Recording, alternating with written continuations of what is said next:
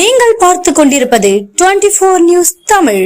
நீலகிரி மாவட்டம் குன்னூர் சிம்ஸ் பூங்கா பாழப்பண்ணையில் மருத்துவ குணம் கொண்ட ஜப்பான் நாட்டு தேசிய பழமான பெர்சிமென் பழ சீசன் துவங்கியது. நீலகிரி மாவட்டம் குன்னூரில் உள்ள சிம்ஸ் பூங்கா அரசு தோட்டக்கலை பண்ணைகளில் பல்வேறு வகையிலான பழமரங்கள் நடவு செய்யப்பட்டு சீசனுக்கு ஏற்றாற்போல் பழங்கள் கிடைத்து வருகிறது. இந்த பழங்களை உள்ளூர்வாசிகள் மட்டுமல்லாமல் சுற்றுலா பயணிகளும் ஆர்வத்துடன் வாங்கி செல்கின்றனர்.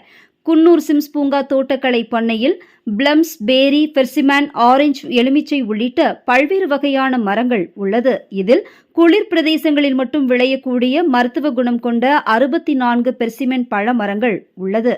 இந்த மரங்களில் தற்போது பழங்கள் கொத்து கொத்தாய் காய்த்து வருகிறது. இந்த பழம் ஜப்பான் நாட்டின் தேசிய பழமாகும்.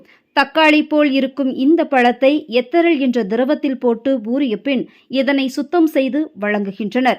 மருத்துவ குணம் கொண்ட இந்த பழத்தை சாப்பிட்டால் உடலில் கொழுப்பு சத்து குறைவதுடன் நீரிழிவு மற்றும் இரத்த அழுத்தம் உள்ளவர்களுக்கு இப்பழம் சாப்பிட்டால் கட்டுப்படுத்தும் தன்மை கொண்டது. இந்த பழம் 1 கிலோ தற்போது 170 ரூபாய்க்கு தோட்டக்கலை பண்ணையில் விற்பனை செய்யப்படுகிறது. இதனை ஏராளமான சுற்றுலா பயணிகள் வாங்கி செல்கின்றனர்.